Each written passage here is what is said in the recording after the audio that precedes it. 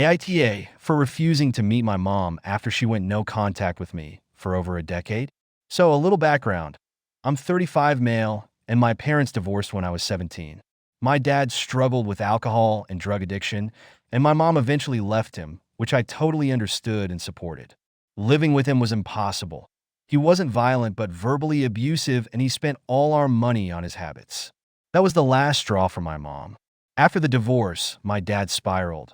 He nearly overdosed and ended up in the ICU. I was living with my mom at the time, but I was scared that my dad would die. So I moved back with him and my uncle's family. My mom was disappointed, but let me make my choice. Losing my mom, most of his friends, going broke, nearly dying finally got through to my dad, and he promised he would get better for me. It was hard to watch, but he actually turned things around. My uncle paid for everything: rehab, therapy, medical bills, and after about 5 years, my dad was clean and somewhat healthy again. He even apologized to my mom, and she forgave him, though she told me later it was only for my sake, so that they could be civil at future events like my graduation or wedding. Over those years, I kept in contact with my mom, regularly met with her. She had moved on and met a great guy, who she eventually married. She was much happier, and I was happy for her. I thought we had a pretty good relationship. That changed when I was 23. My mom asked me to come over, and she told me she was still angry and disappointed that I chose my dad over her after the divorce. She said I was ungrateful for everything she went through, putting up with my dad's shit, and then she hit me with something that still pisses me off today. She told me she could see me becoming a drunk and drug addict like my dad because I stayed close to him. I don't drink, I don't do drugs to this day, and I had no idea where that even came from. I was floored. I thought we had moved past all that, but apparently, she'd been harboring resentment for years. Then, she said that she wanted to go no contact with me because being around me brought back too many bad memories of my dad. She said she had found peace and happiness, and I was a reminder of all the pain she'd been through. I didn't know what to say except, okay. I later found out from a cousin on her side that her whole family was pissed at me for staying with my dad back then, and they all went no contact with me for her sake, saying that I betrayed her. I haven't seen or heard from my mom since that day. Fast forward to now. My dad passed away 2 years ago from a heart attack, a result of his years of addiction. Despite being clean for over a decade, he had lingering medical issues. I recently got married, and my wife posted some pictures from the wedding on Facebook. My wife said a woman claiming to be a cousin contacted her. I looked at the message, and it was a cousin from my mom's side, asking if it was really me in the pictures with my full name. I told my wife to ignore it, but then I got a call from my uncle later that same day, saying that my mom showed up at his house. For context, the house where my uncle lives currently used to be the home where I grew up with my parents. My uncle said she asked him to arrange a meeting between us, saying she wants to apologize to me face to face. He told me he can set it up if I want. Honestly, after all these years, I feel nothing for her except maybe slight resentment for thinking that I would turn out as an addict. I was going to say no right away, but my wife thinks it's a shitty thing to do, and I should at least hear her out, let her apologize, and then go back to never seeing her again if I want. She says despite what she did shield me from most of Dad's addictions growing up. Now I'm having second thoughts. Am I the a-hole if I refuse to meet her? Relevant comments. Commenter 1, NTA. But I am wondering if you are an only child. Her reasoning might be that since you got married, you might also be having kids, and she wants to be a grandmother. You have to think about what her ulterior motive might be, and this is what I come up with. OP. One of my reasonings is also this. She never cared before that cousin probably told her about the wedding pictures. Commenter 2, NTA. I think you were very kind to be there for your dad when he needed you, even though he should have been the one taking care of you. It was really cruel of your mom to punish you for that kindness, and whether or not you want to hear her out is your decision. I do like your wife's attitude that you can hear your mom out and then decide if you want to forgive her or not, but what your mom did was shitty, and it would be understandable if you didn't want to talk to her. Commenter 3, I agree with everything except your take on the wife's attitude. I think she's pushing her own feelings, not supporting OP with his. He doesn't owe his mother hearing her out just so she feels less guilty. OP, my wife is just looking out for me so that I don't have any regrets. I know she will fully support me if I say I do not want to meet her. Commenter 4, not the a-hole. You have to go with your gut. It has been 10 years, and she has discovered that you didn't become an addict and instead have created a happy life. You're married, which means there could be grandkids in the future. Are you happy without her? If you've moved on without that side of the family, if you've created your own happy family, then why rock that boat? Your wife may not be able to let it go, though. And if you turn your mother down, you're going to have a lot of flying monkeys contacting you and your wife to tell you how cruel you're being. I couldn't deal with that personally. I don't do drama. She made a choice, and you've respected it. I'd say no and be ready with the block feature. Update: I didn't expect the amount of comments I got in the first post. Thank you to everyone who weighed in, whether you agreed with me or not. There were so many different perspectives, and I've taken time to think about everything. First, I want to talk about this. A few of you said I abandoned my mom when I went to live with Dad. It looks that way when I think about it now, however. I feel I never abandoned her in any way. I love my mom dearly, and I love my dad too. When she told me she was divorcing Dad, I helped her pack. I left with her as I thought at the time Dad was a lost cause. I went back about 7 months after the divorce when my dad was fighting for his life. That was when he promised me he would change and get help. I chose to stay with Dad after getting permission from Mom. As I said in my first post, she was disappointed but agreed Dad needed me. Even after I chose to stay with my dad and uncle, I always stayed in contact with her. My mom and dad lived about 20 minutes apart, and I made sure to see my mom regularly, 4 to 5 times a week at least. I would talk to her every day too. We went on trips together, ate meals together, and hung out as much as we could. When she moved in with her new husband, who I will call John, she always included me in her new family's life. John was good to me too. For all that time, there was not even one inclination of the resentment Mom had for me when she blindsided me with the decision to go no contact. I was completely shocked. She never expressed any anger or frustrations toward me. We never argued, and she never showed she was upset about my relationship with my dad until that day. After she blocked me from everyone, I tried for a couple of years to reconnect, but eventually gave up when I moved out of the city. On to the update. A lot of you told me to meet her for closure, while others said not to bother. After thinking about it for a while, I had decided to meet her and was going to tell my uncle to set up a meeting with her. But before I could tell him, my uncle called me again 3 days after my mom showed up at his house. He told me she came by again and gave him a letter for me, and she apologized for bothering him, and that she wouldn't be coming by again, and she didn't want to raise my hopes unnecessarily, and hoped I would understand after I read the letter. My uncle said she sounded very sincere. I asked my uncle to send me pictures of the letter. It's not that long, and I'll summarize the important bits. The letter was a mix of apologies and well wishes.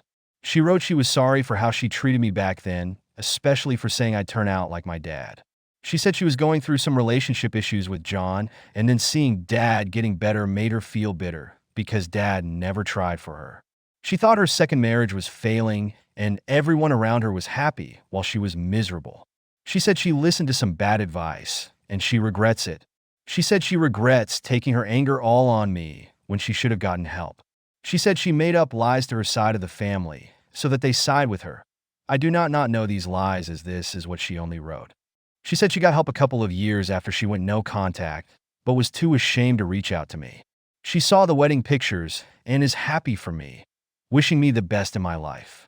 She wrote that while she initially wanted to meet me, after some reflection and with her family's advice, she realized it was for selfish reasons and for her own sake only. She apologized again and said it's better if we keep things the way they are. She ended the letter by saying she's happy and she doesn't want to drag up the past. She apologized once more and wrote she won't contact me again for both our sakes, and asked me not to contact her as well, and wished me and my wife well. So, there's that. Honestly, it's probably the best outcome, and I'm at peace with it. I'm happy with my life, and I am glad Mom is happy with her life. Like she asked, I'm not going to contact her, but I will keep my door open if she wants to meet in the future. I also realized how stupid I was to hold on to my resentment of her comment about me becoming an addict. I also want to address the comments that said my wife was overstepping. My wife knows all about my past and about my mom. She's a kind soul who sees the best in people. Like I said in a comment in my first post, she was just looking out for me. She wanted me to have no regrets. She did apologize for saying it would be shitty not to meet mom, but it's all good.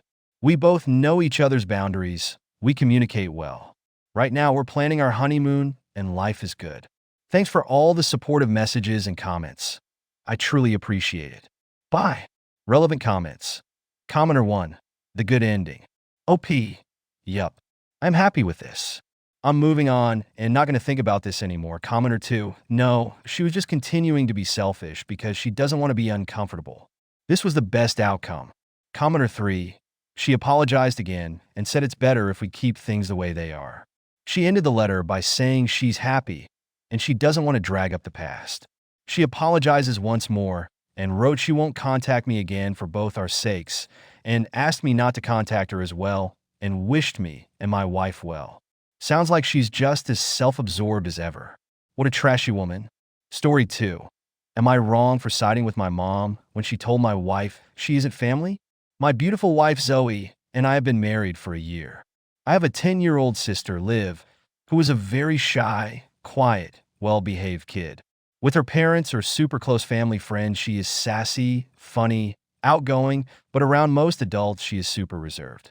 Zoe and Liv have an okay relationship, but I certainly wouldn't say they are close. Liv hates the movie character Krampus. When she went downstairs on Christmas Eve, and my mom and her friend were watching the movie in the dark living room, and it scared the shit.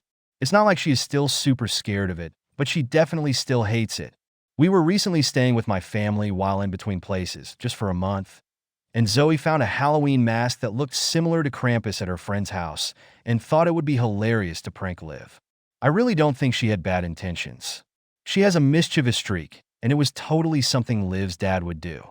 So Zoe woke her up with the mask, and Liv didn't think it was funny and basically just wouldn't talk to her. My mom came into our room and very aggressively told Zoe, "If you ever go into my sleeping child's room again, we are going to have a huge problem." Zoe tried to say she was just playing around, and she didn't think they would get mad as Liv's dad does stuff like that. My mom said, "He is her fucking dad. You aren't family." Zoe was furious and asked if I was really not going to defend her. I said, "You are 100% my family, but Liv probably doesn't think of you as family, and that is understandable." My mom even clarified that is what she meant. She said she considers her husband's family, but would never ask us to, and she told Zoe to accept that she isn't Liv's family. Zoe is furious with me for not standing up for her. I feel my mom was mostly right. Liv doesn't view Zoe as family, and is more closed off and reserved with her versus her dad, who she is 100% comfortable with and would feel she could get back at. Zoe is my family, but it seems weird to push her on my family. Edit, because no one is getting it. Zoe is absolutely my family. Zoe and I are a family, and my mom, her husband, and Liv are their own family. Update. My last post got a lot of attention and was a lot more decisive than I was expecting. I'd like to clarify some things. I do think of Zoe as my family. She is the most important family in my life. Liv is my half-sister, and I don't have a relationship with her dad. My mom's husband, though I know that might scandalize some of you with your views of family. I would never prank Liv because we don't have that relationship, so I was pretty horrified that my wife pranked her. My mom never forced her husband on me, so I stand by not forcing Zoe on Liv.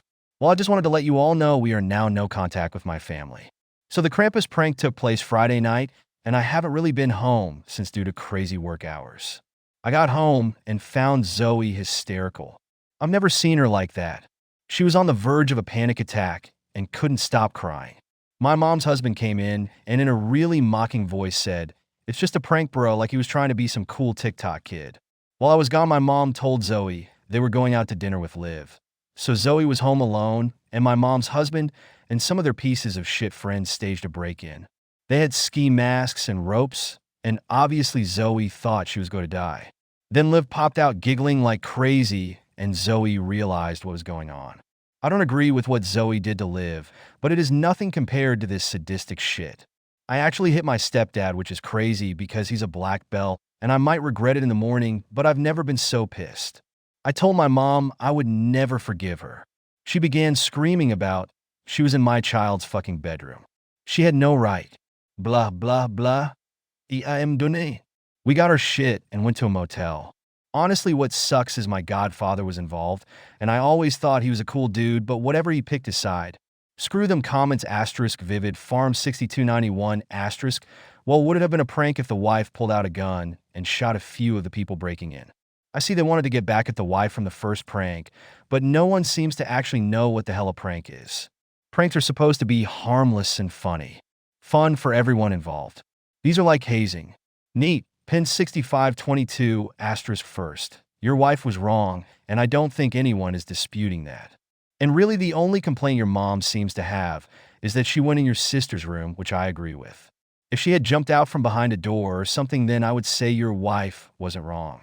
None of that excuses a group of grown men causing a woman to think she is about to be roped and possibly killed. That is not a prank.